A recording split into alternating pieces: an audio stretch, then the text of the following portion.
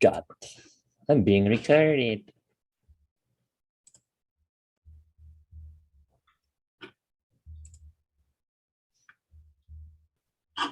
We are live.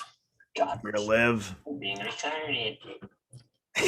live and let die. Live and let die. Live and in prison. Airheads.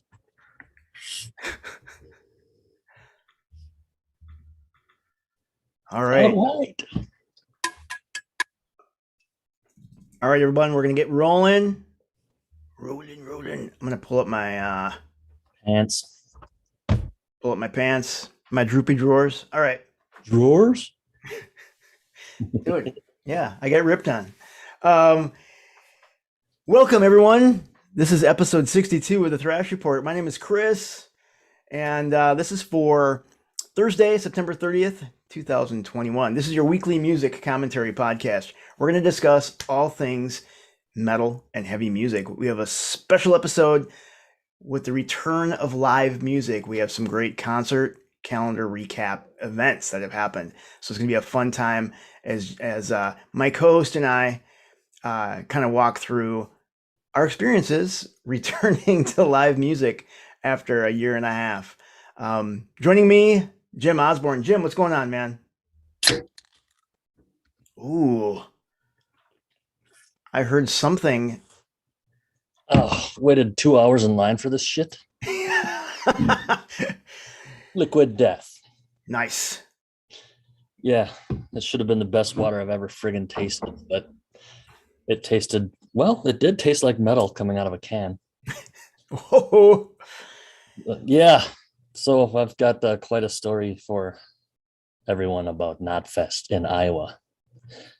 So we'll get to that. So how are you, Chris? Yeah, I'm doing well, man. I'm doing well. We had we actually got to hang out in person, which again doesn't happen very often nowadays. But I'm doing well. We want to actually take a minute to, and again, apologize for the delay in getting episodes out. We understand that. Really, we need to be a little more consistent doing that, and we will. We have had life, and live shows. So, but we're going to be a little bit better on at least letting our listeners know and making sure that we're consistently getting these episodes out to you guys.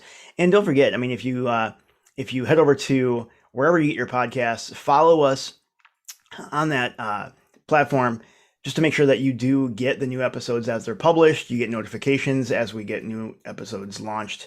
So you can always be part of the conversation. So again, thank you so much for your patience. We really do appreciate it.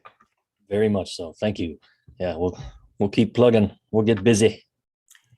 Nice. So we have a handful of shows that that we're going to talk about. And one of the things I want to talk about, I don't know, I don't think we've actually had a chance to talk about the Warlando Metal Fest that happened just outside Orlando at the fairgrounds there.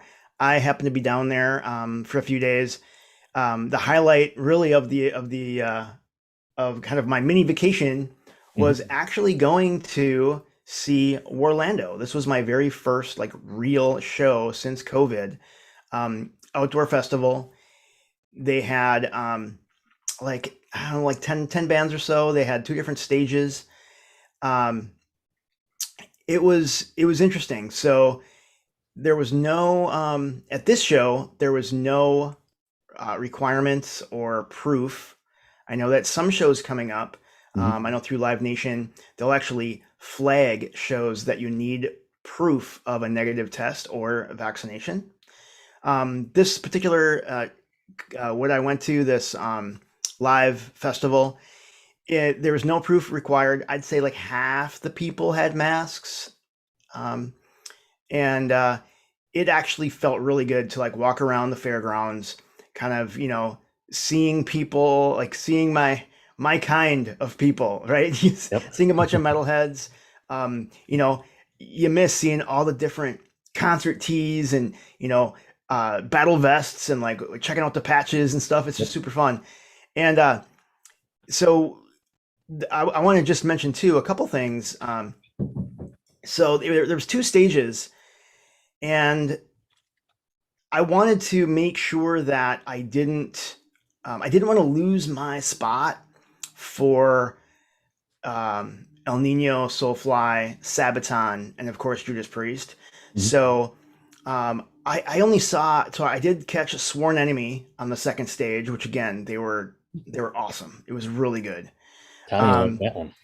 yeah, yeah, and then soon after that, I went over to the main stage, and I really, to be honest, I was kind of planted because I didn't want to risk losing my spot, and they were far enough away where you could miss some of the set of each of them as you're going back and forth because they were Mhm. starting literally when one ended, the other stage would start. Yep. And I like that. yeah, I mean it's cool. Don't get me wrong. I mean you're not waiting around for 40 minutes while you're getting the next band going. Right. But yeah, I think it was it was a really fun time. The one thing I will say, it was hard because it was so hot, like brutally hot, like 100 degrees in the shade, wicked humidity. It was like you couldn't escape it. Um, they did have Liquid Death there. They were sponsoring again $4 a can, but Mhm. what do you do? Um, but also what was cool there is they actually had Monster Energy sponsoring and Rain energy drink, and they I were love handing out Rain. free cans Rain of Monster. rules. Awesome. Yeah, yeah. So you could walk through those booths and just grab a free can of Monster. And but as far as the bands, I mean, everything sounded great.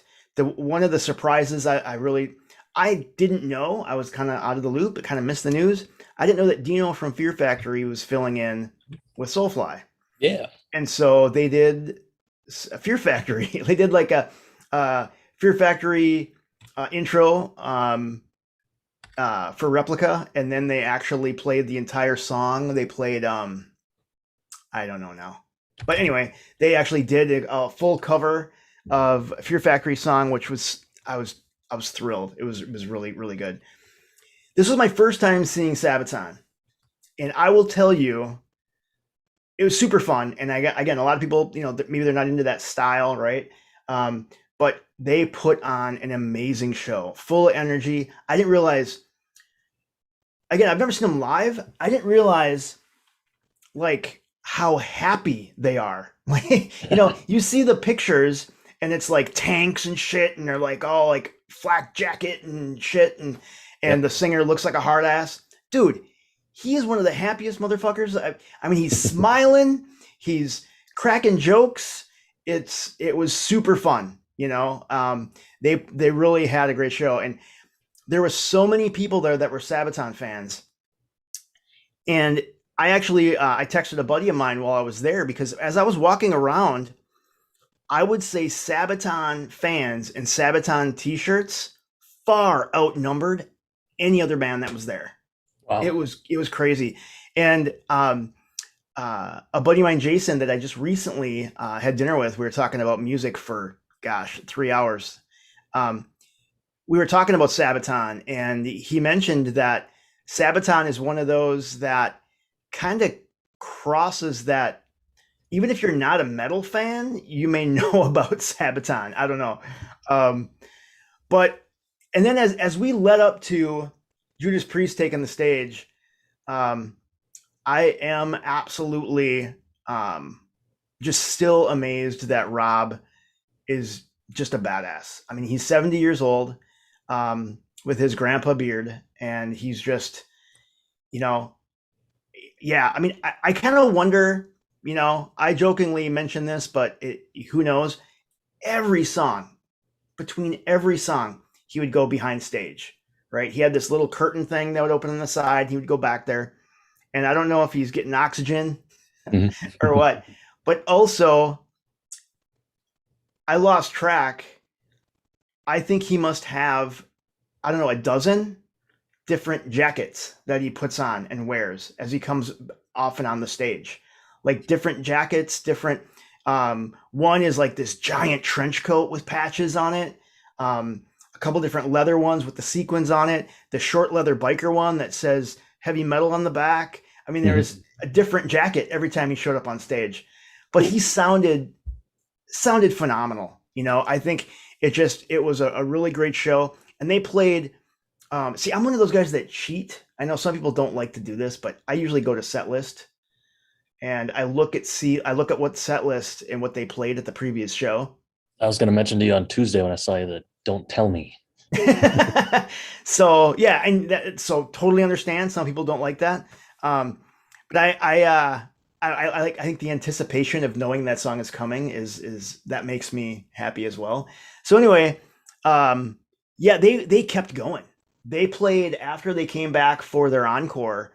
They did like 3 more songs that they didn't play the night before. Yeah, it was a really good show. So that's kind of my quick overview of Orlando. I think that it was facilitated really well too. You did have to walk a little ways, like where they let you in. I had a lift drop me off, and I had to walk several blocks to get to where I am. But that's because you're in the fairgrounds. But it wasn't like you were, nuts to butts people. Like the line, I mean, security line was super quick. Showing my ticket was super quick. There was no waiting. Like showing your ticket, I mean, everything was facilitated really well. Once you got inside the fairgrounds, they had the food trucks spaced out, kind of across each other. They weren't like in a line, so you kind of like had to zigzag to kind of get to the food trucks. They had 2 different giant beer and refreshments tents, but also they had several separate little stands that were only doing margaritas, and they were doing like these long, big margarita plastic cup things. Yeah. The yard. So, yep. So people were definitely getting their hydration on. Yeah, I was pleased. Again, I think if I were to do it again, this one, the big draw for me was going to see Priest. One thing that I wanted to mention, again, I missed the Convalescents because they're on the other stage. So I'm kind of bummed out about that. But one thing I did want to mention is I kind of caught a little bit of when I had to go take a piss. Tommy Vext was of Black Wolves or Bad Wolves was on the second stage, formerly of, and he was just jaw jacking. I mean, I don't want to take sides or whatever, but he started to talk about Blabbermouth, started talking about fans, started talking about Bad Wolves and everything else that goes along with it. But I didn't stick around long enough to really listen to the entire thing. So I went back to the main stage. But that was my Orlando quick overview. I'm really happy I got to see Priest. I don't know if there's going to be another tour, right? And you never know when you're 70. So, and you know what? This is a good time. Let's do a shout out. I'm really happy that Richie Faulkner was able to get the care that he needed. He did have heart surgery and he's now recovering. Things went well. We wish him a speedy recovery. He was there and he ripped it. And I know he was just at Louder Than Life Festival as well and just ripped it.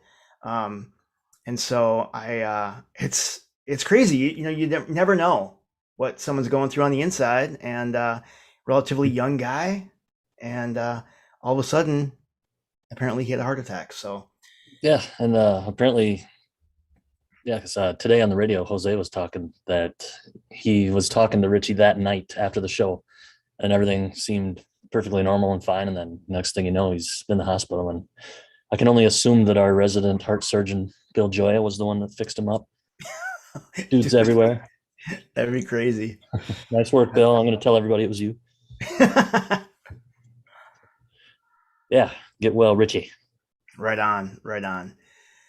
So then you got to go to, again, a show that I wish I could have been there, but now maybe not.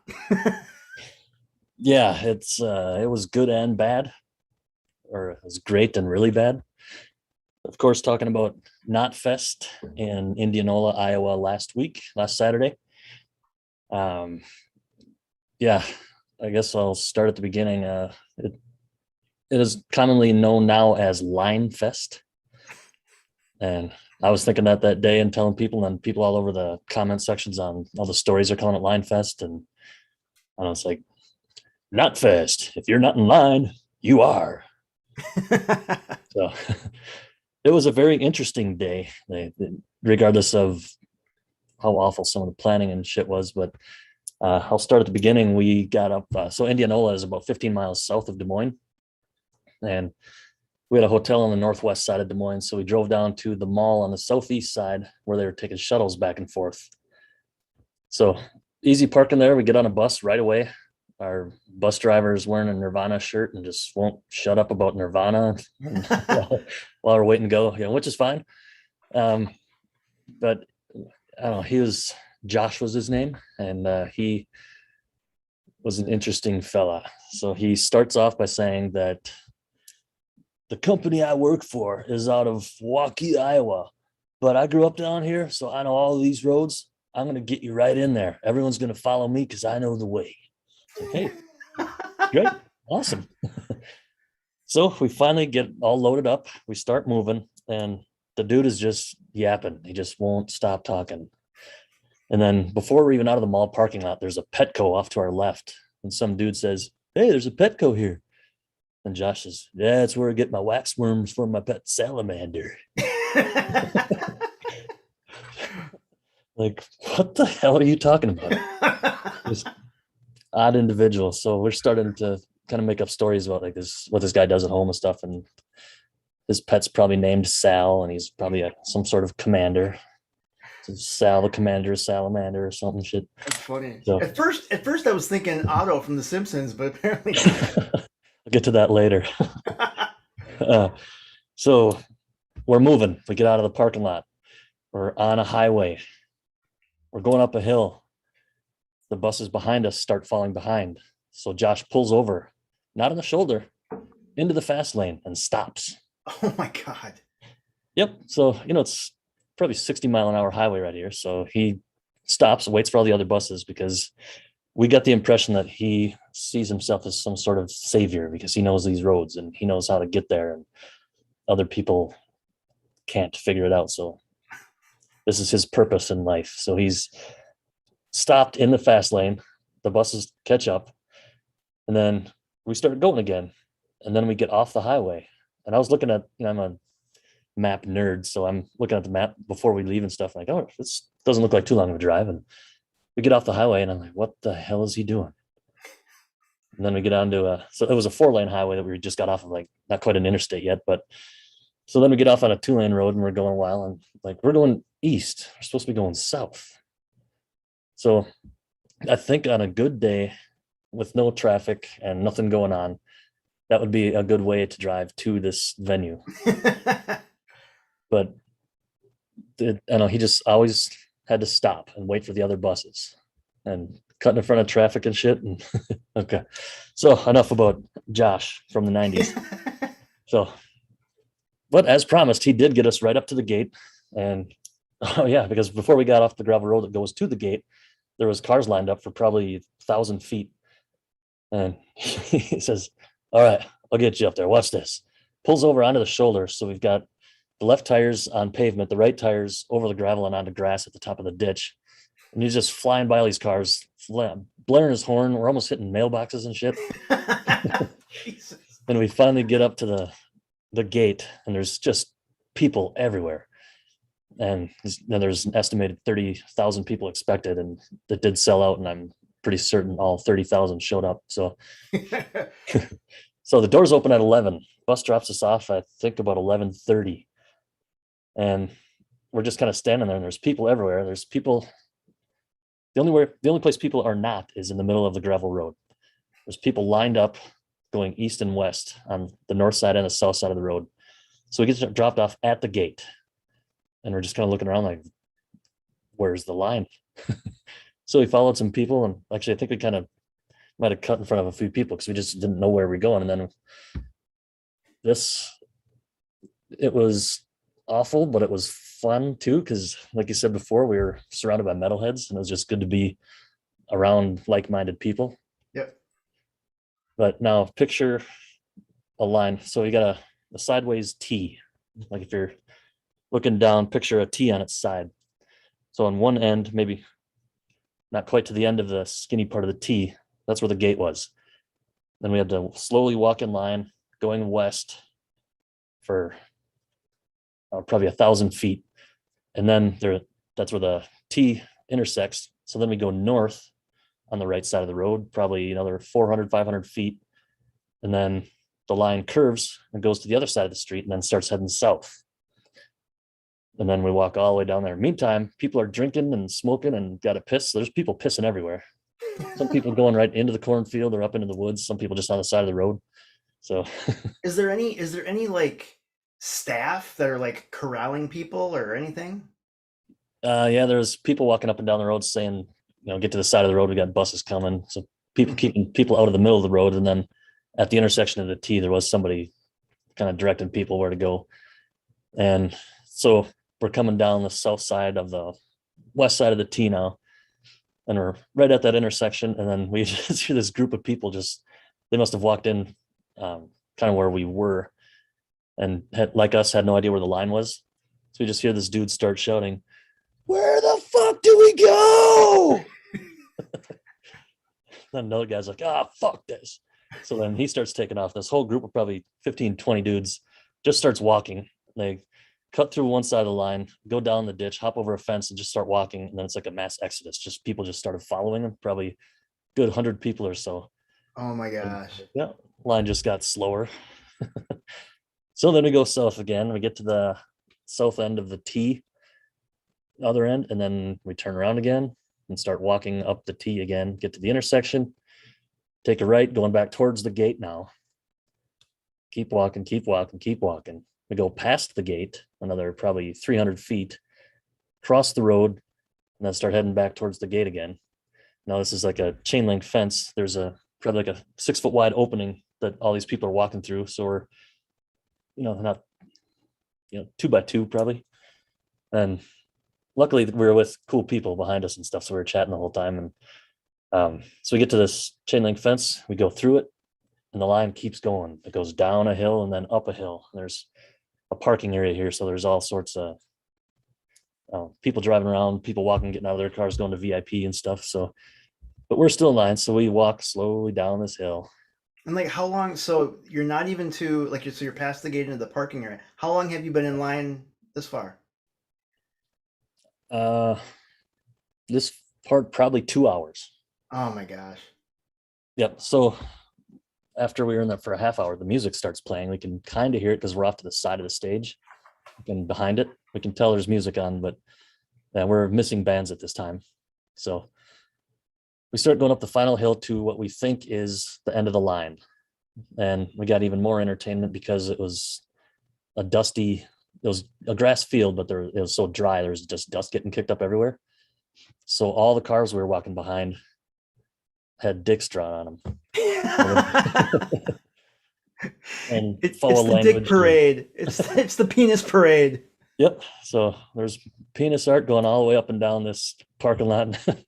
We're thinking, people have no idea it's going to be on there because when they get in their car to leave, it's going to be nighttime. They're not going to see it. So we're going to go to church the next day or something. And then it's going to be dicks all over their cars. So that was a good laugh. And then we get up to another chain link fence and there's some dude yelling saying, "Come on, file in, or come on, file in." Like, what the fuck do you think we've been doing the last 2 hours? Like, getting in. So at this point, the line widens and now we're at, looks like the actual gate. It's probably 100 feet wide of people now instead of 10 feet. So we're walking up, we get in line.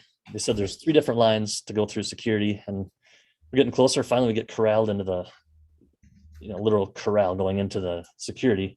So I've got my phone out with my tickets on it and I'm getting ready to show it. I get up there and nope, this is just security. And I look behind them like, oh, fuck, another line. So we get through security. Luckily at this point, they actually had their shit together and we didn't really wait to get past that point. We just walked up, showed our tickets and got in.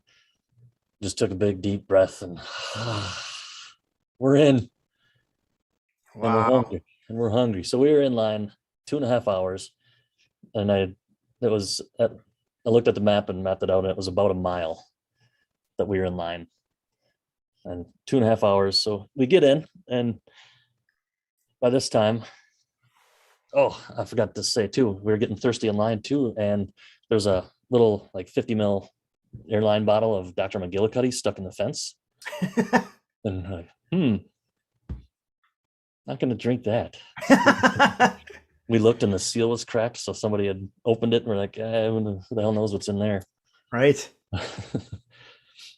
Yeah, so luckily we were surrounded by cool people. They were patient, and we got in, and then there's people everywhere. So while we were in line, I didn't miss any of the bands that I really wanted to see, but there was a lot of bands that I've never seen and don't know a whole lot about that I've heard on Liquid Metal and stuff, but I wanted to check them out because I've heard people say that they're awesome.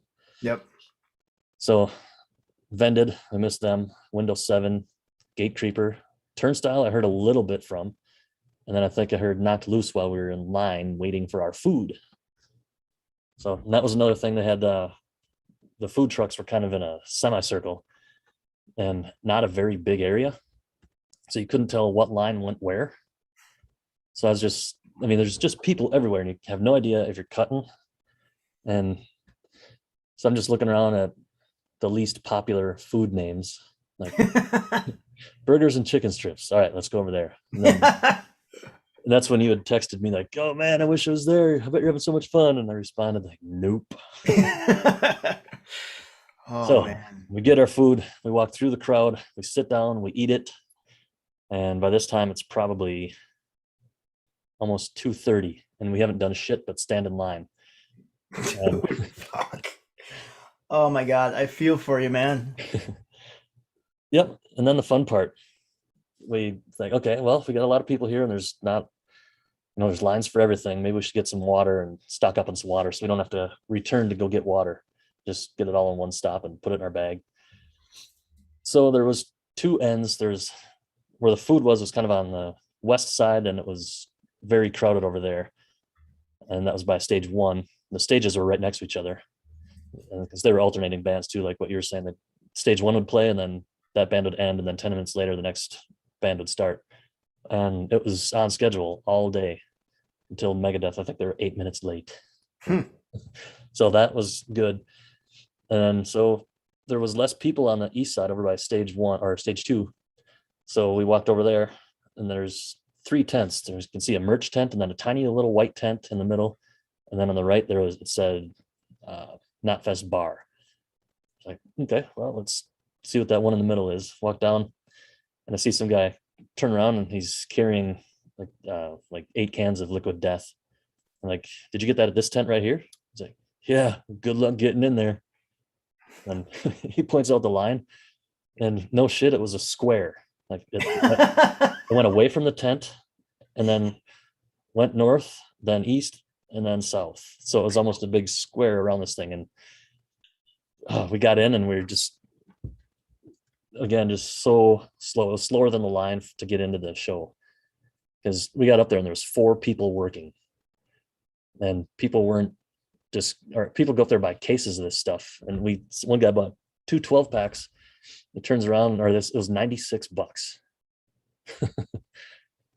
Wow. So yep, so we're waiting in line for 2 hours, and there's bands still playing, but luckily the stages were pretty big and kind of up on the top of a hill, but they had 2 giant long rectangular screens on each side of the stage, so we could actually see what's on stage. But whoever was doing the camera pretty much only stayed on one person. You didn't see a zoomed out view or anything. So I saw Fever 333 on the screen and could kind of see the stage. Sounded great, and I'm not a big fan of theirs. I like a couple of their songs, but they sounded awesome live. They put on a good show. Got it. And then after that, on the other stage, Tech Nine, I had seen the name, but I had no idea who it was. But he's a rapper. He came out, and I was impressed. I'm not a hip hop fan, but it was entertaining. And I was thinking, why is there a rapper here? And I was thinking how Slipknot, it's like new metal, and how new metal is kind of tied into hip hop a little bit. And Mm-hmm. so there's probably hip hop fans here. So, and I thought it fit in pretty well, and it was entertaining.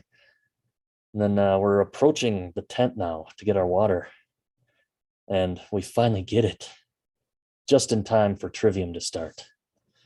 So I didn't miss any of the big bands that I wanted to see. So finally, we can sit down and enjoy things. We ate. We made sure we ate a shitload so we wouldn't have to eat again. Then we had our water, and then we got to finally sit and enjoy the show. And from then on, it was great. So, Awesome. yep. So the sound was awesome. The bands were great. It was just the people who put the shit together failed. That is Then, absolutely just unbelievable. yep. And then at this point, if people listening remember, one of our first guests was Ro Coley from War Machine merch, and he was there too. So we made sure to hook up with him. So he kept saying, "Oh, let's meet over here," or after this, I'll meet you there. And I'm like, nope, still in line, still in line. So we finally met up with Ro and got to meet him face to face, and he's as cool in person as he was on our show, and just dude knows everybody and has a story about everything. He was talking to my wife and saying, "Oh, are you looking forward to Megadeth?" And she's like, "I'm not really a big Megadeth fan." And I don't know. And he's like kind of bummed, like, "Well, yeah, like the drummer is kind of my best friend." So she felt kind of bad after that. But Wow. another story he told, which is awesome. If you remember from the episode he was on, he ran the Roadrunner Records street team. Mm-hmm. So obviously a lot of connections there. One of his, I forget if he worked there at the time. It was someone from Roadrunner had given him a Slipknot cassette and a shirt. And I think it was before these shirts were for sale. He said he was at a bar wearing it one night, or at a show, like a local venue or something, or a smaller show. And he feels these hands grab him and start to shove him a little bit. And he's like, "Oh, mosh pit. Okay, whatever." And then he's like, "No, this is a little too aggressive." And then all of a sudden it goes a little faster. And then he goes flying into a wall. He turns around and there's these two dudes getting right up in his face. Like, "Where'd you get that shirt? Where the fuck did you get that shirt?" And just pissed at him. He's like, "Holy shit." Like, "No, my friend from Roadrunner gave it to me." And then they're like, "Oh, here, let me fix you up." Like, "I'm sorry. I didn't mean to do that." But yeah, it was Corey Taylor and Sean, the clown from Slipknot. That's so awesome. Yeah. And shit your pants. That is the best. Yep. So we hung out with him for a little bit, and then he ran off to do some work. Met up with him later during Lamb of God and Megadeth. And while we were just sitting around, we were just people watching too, because that's always fun. And so many hilarious shirts. And one that stands out, there's a guy had a shirt with a picture of John Wayne, the actor, but he had the clown paint from John Wayne Gacy on him.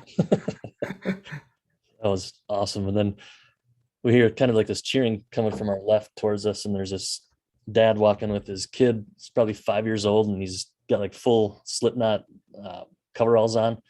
He's got earphones protect or headphones protecting his ears. He's probably 5, and he's just giving the horns to everybody, and people giving the horns back. And he's kind of looking off to his side as they're approaching us, and I see this happening, so I throw my horns up. And he takes his pinky, he's got his horns, he takes his pinky, shoves it right up his nose and starts digging around. And then he sees me throwing horns and he's like, "Oh, hey."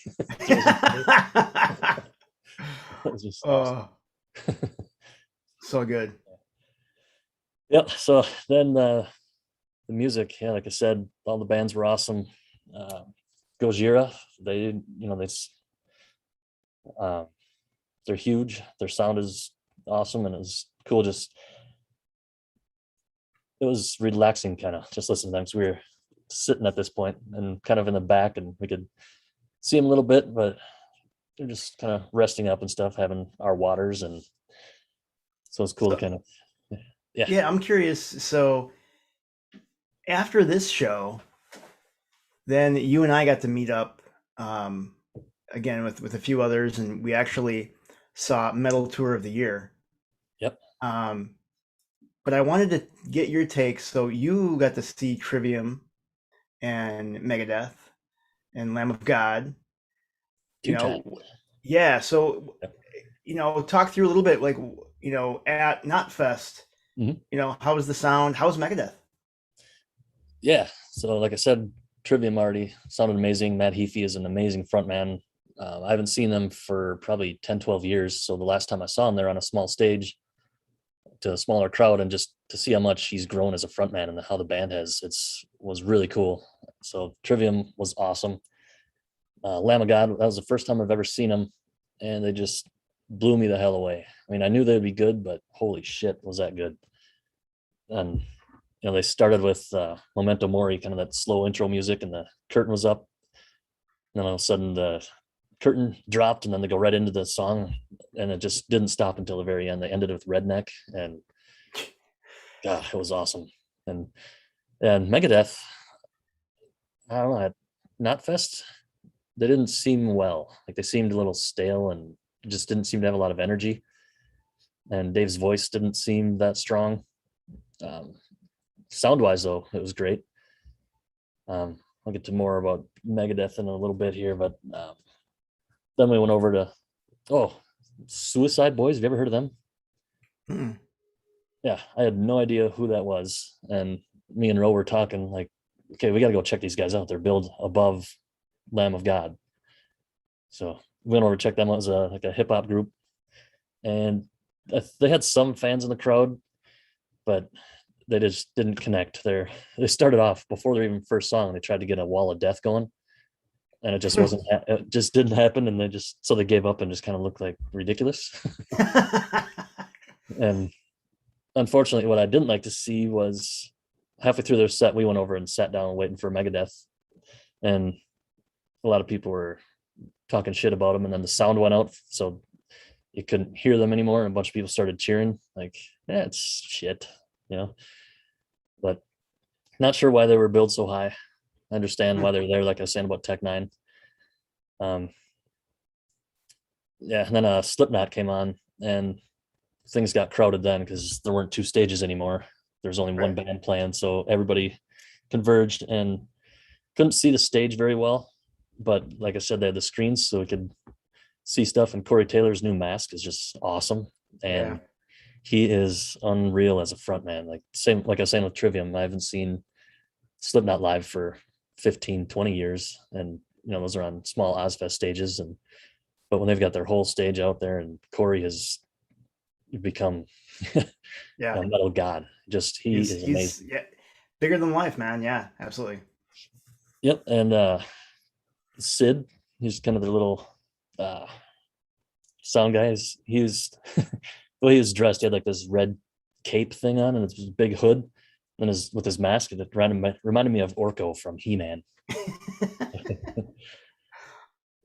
And I did not hear Slipknot at once or one time mention Machine Gun Kelly, Good for them. or as people are calling him, Machine Gun Karen.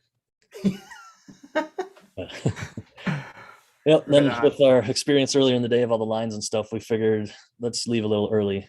So we left and walked out, and there's like 20 buses just waiting. We didn't know if we'd have to wait in line to get on a bus, but there's like a row of 20 buses, and a group of them had just taken off. So we walk to the front one, the very front one, and I hear this voice, and I look up. Josh. You got Josh again. It's Josh again. Yeah. So, like I said, he's a huge Nirvana fan. So I'm walking up the stairs and I look at him like, here we are now. Entertain us. He just kind of looks at me like, what? Oh, yeah, Nirvana. Yeah. Yeah. So we get Oh, on and we're thinking, oh, crap. It's got to be better this time, right? He'll just drive, because people have been doing shuttles since 10 a.m. They did shuttles from 10 in the morning to 2 at night. right. So there's no way this guy's going to stop and wait for everybody again, because everybody's been driving this route all day. Nope. Took us forever. Had to stop like 3 times to wait for the other buses, and the whole time they're on the CBs just talking back and forth, and we couldn't tell if he's talking to other buses or just himself, some of the weird shit he would say. And we finally get back to the mall, and we're near where all the people had parked, and he's just going so damn slow, and you think he's about to stop, And then he goes again. And because you've been standing on your feet all day, you just want to get back to the hotel.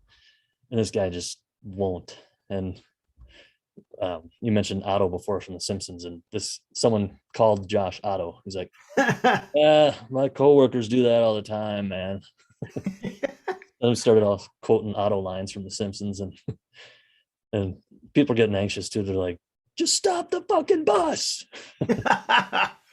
Open the goddamn door!"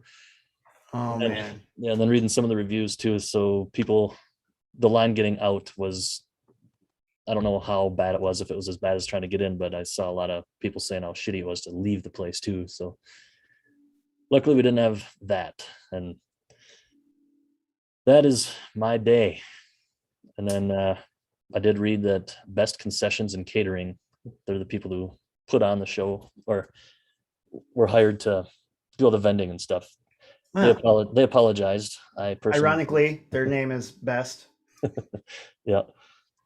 So I will not be accepting their apology, but they're blaming it on their staff quitting a few weeks ago, and then they hired more help, and then they quit the day of the show and didn't show up. And I understand that's a thing that's going on now, being short staffed and stuff. But you planned on having 2 tents for water for 30,000 people, and Yep. I did hear afterwards too that there was you could go refill water bottles somewhere, but that was not advertised and nobody knew about it. I don't even know where it was. And then Mammoth Productions, they're the people who are responsible for the event. They responded to Best Concessions and saying how disappointed they were, and very vehemently said that no way blame any of this shittiness on Slipknot or their crew or their company.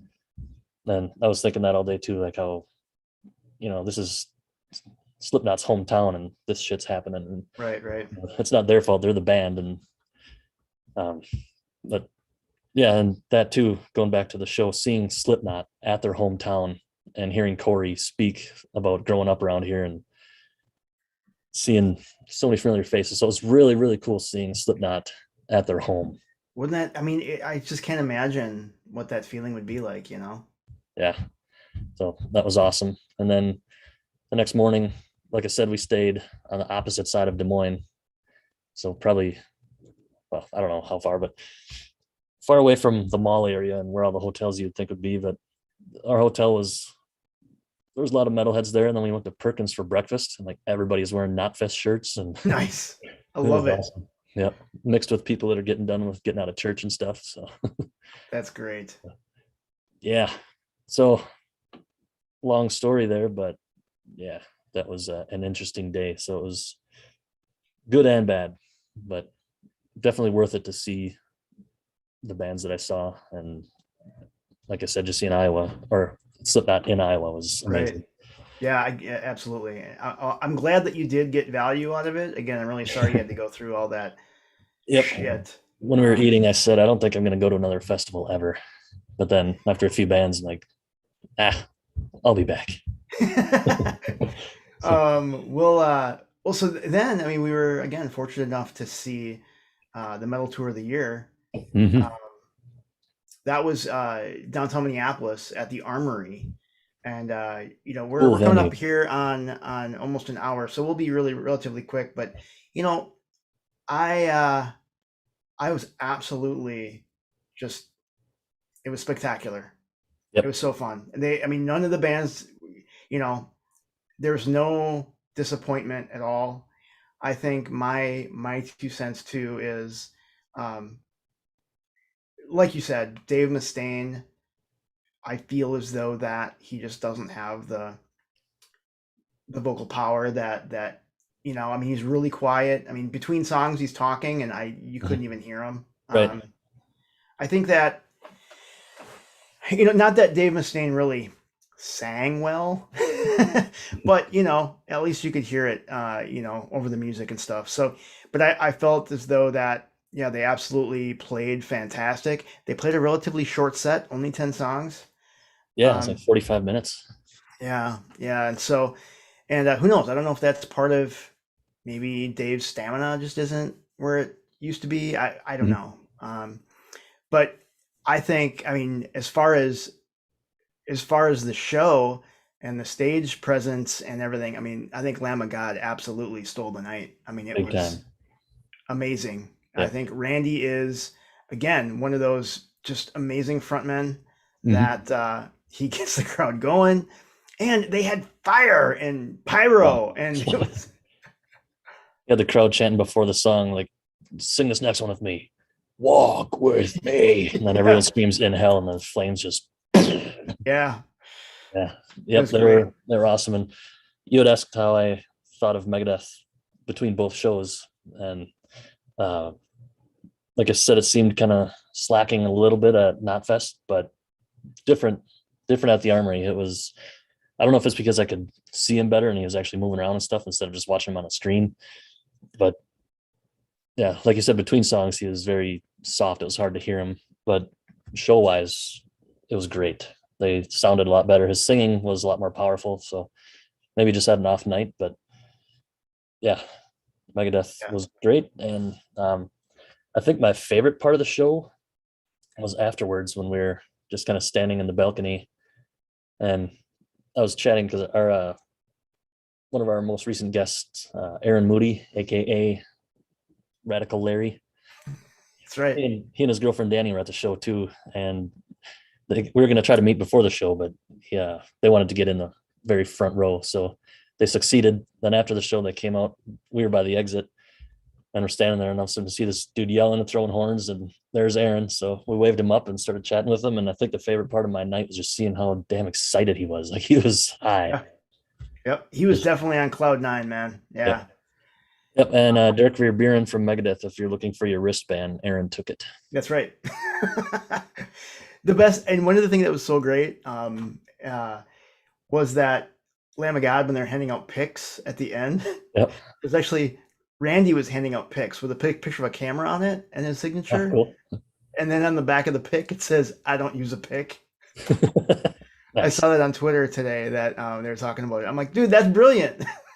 Yep. And apparently, Danny, Aaron's girlfriend, had already grabbed a few that they were throwing, but then Randy looked down and saw her and personally handed her like four more or something. So awesome experience for them. And check out Aaron's socials for his experience. He's putting Yep. up And some then cool we stuff. actually saw too, we saw when Hatebreed started going into destroy everything. Then, of course, Randy comes out and starts belting it. It was pretty great, Yep. man. Yep. And Art Cruz was on the drums, and then Randy came Yep. out.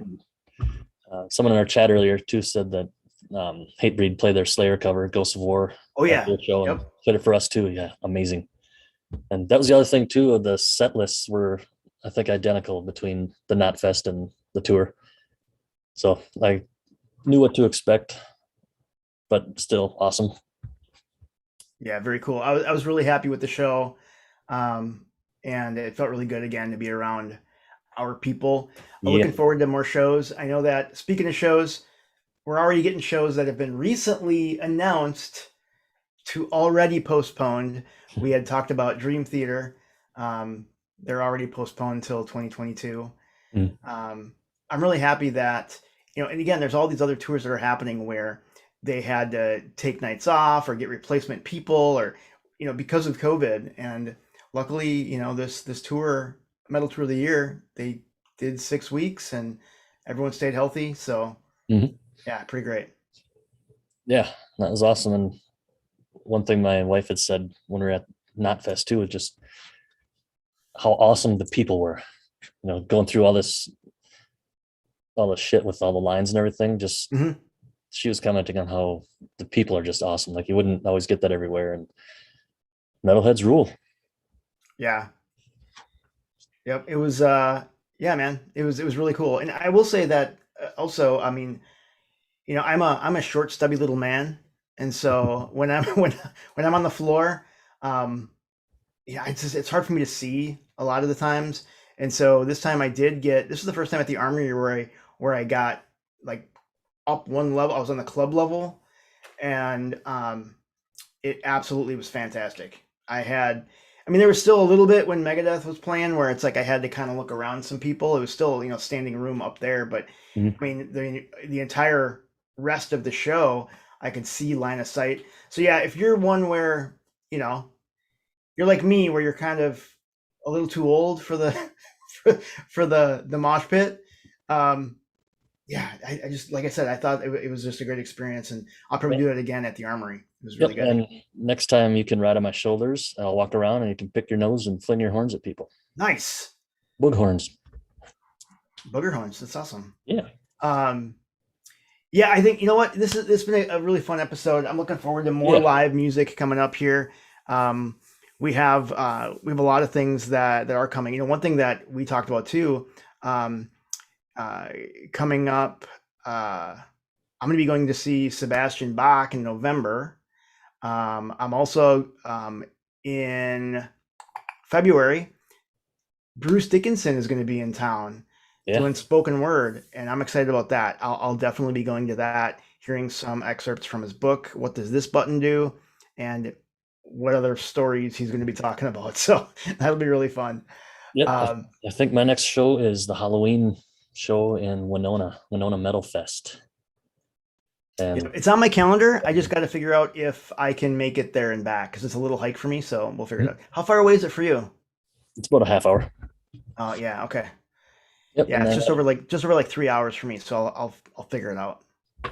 Yep. And then the week after that, on that must be the first Saturday in November, I think, it's the night before Testament. So we're going to Bay Strikes Back.